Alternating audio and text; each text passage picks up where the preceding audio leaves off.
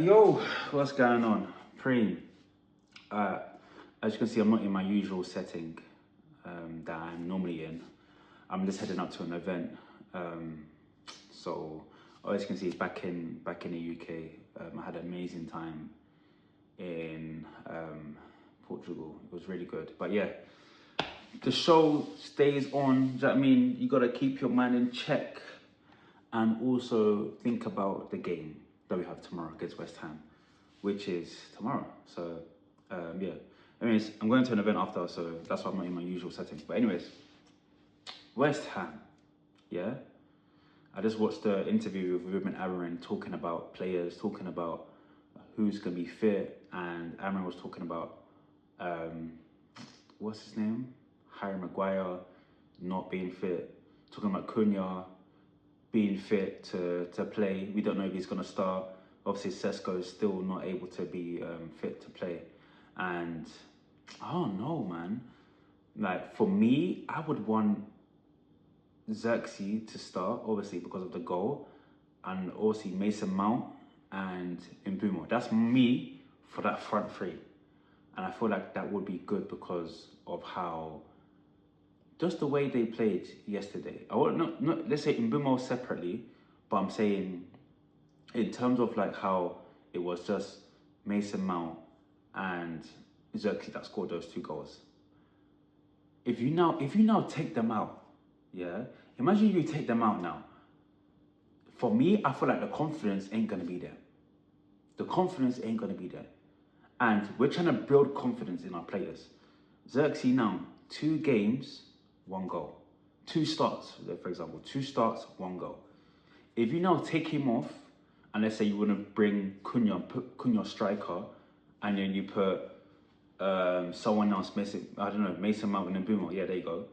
That doesn't give Zirkzee his confidence, do you know what I mean? For him to go into that West Ham game to actually now and score goals, do you know what I mean?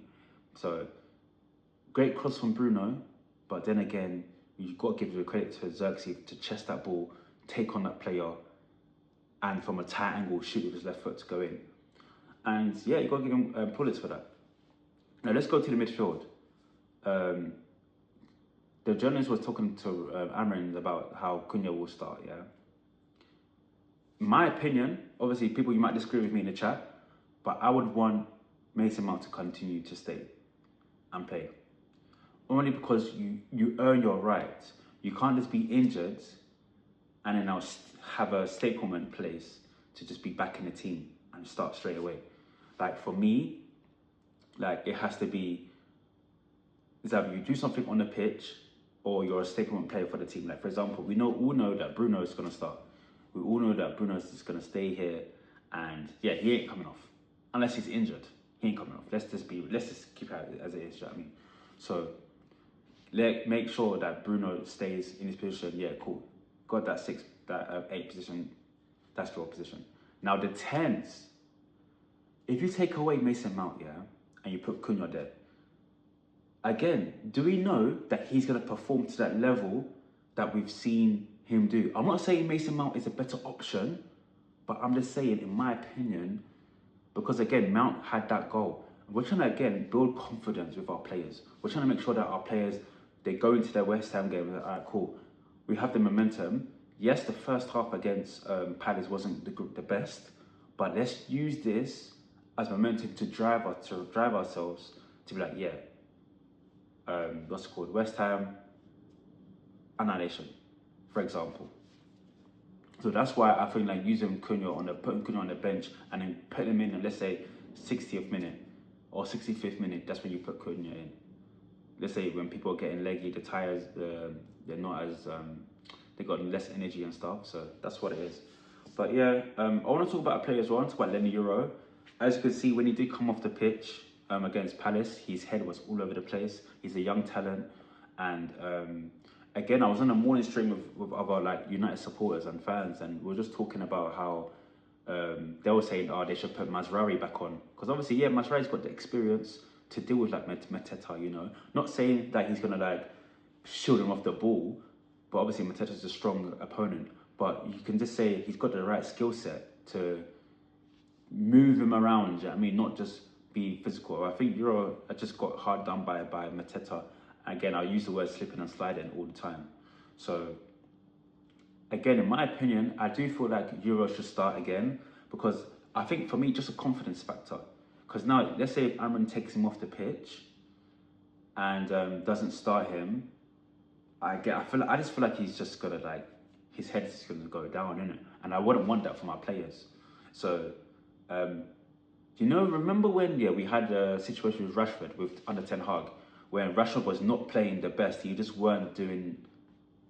He went up to the standard, let's say, and then Ten Hag kept playing him, kept playing him, kept playing him, kept playing him. I'm not saying that we should use that for Euro, but I'm saying that there's a way for us to coach him into positional or zonal awareness, where when there's an attacker coming up to you, there's a way for you to defend, rather than use your people around you to defend. Maybe it's just a formation. We don't know what the reason is.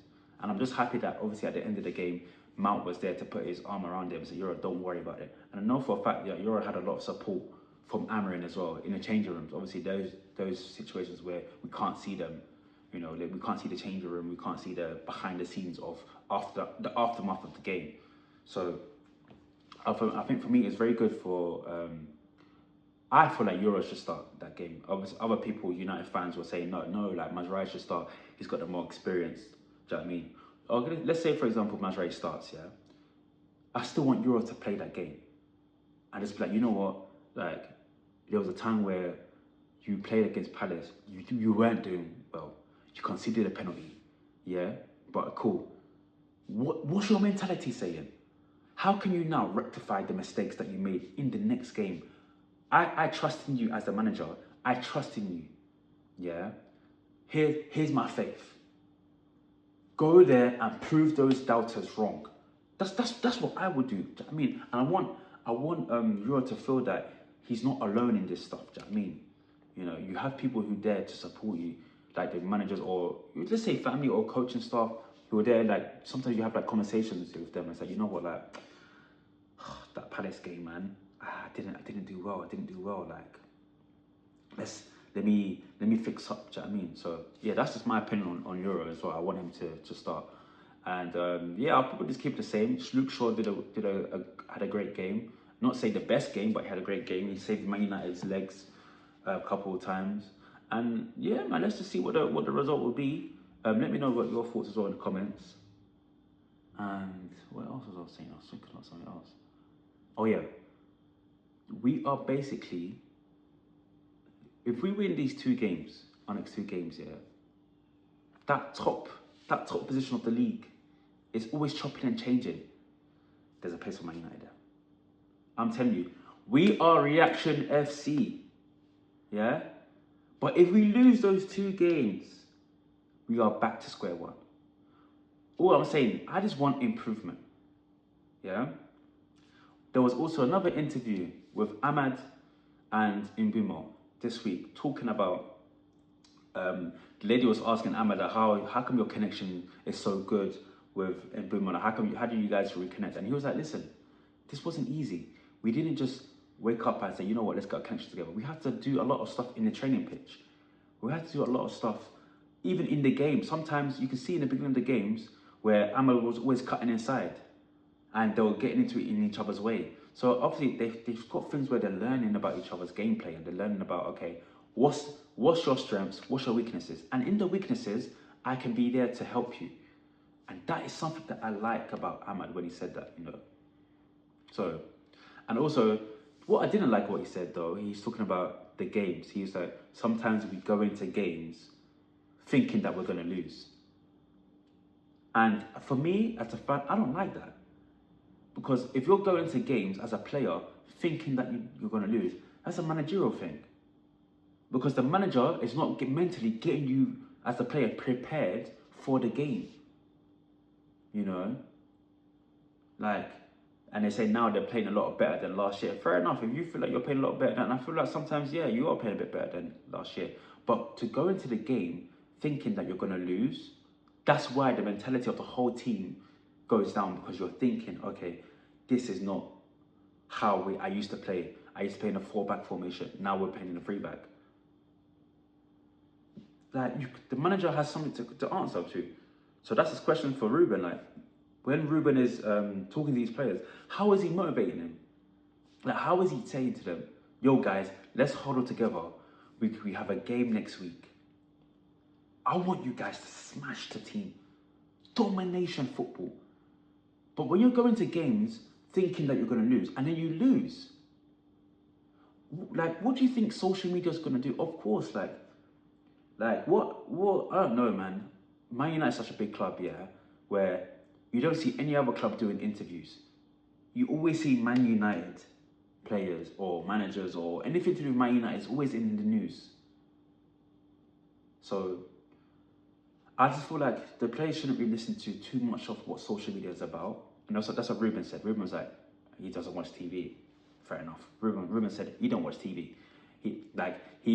When we have a bad result, he knows himself, yeah, that he speaks so much about the game, like he doubts about some things that's going on. He don't need other people to tell him that he's wrong. He don't need other people. You know what I mean? Like, he just says that he's locked in into himself. And fair enough, maybe that's how he handles himself, you know. But what I would say to Ruben is, like, sometimes don't let that player say in an interview that he goes into games thinking that they're gonna lose before the game starts, because now it questions the managerial aspect. It questions how you are as a manager. Do you know what I mean?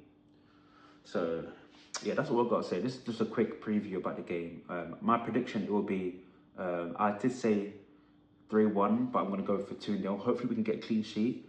West Ham are there for the taking. I'm not sure if Paqueta's back, or I don't know. I don't know any things about West Ham. But let's just make sure that we get the result.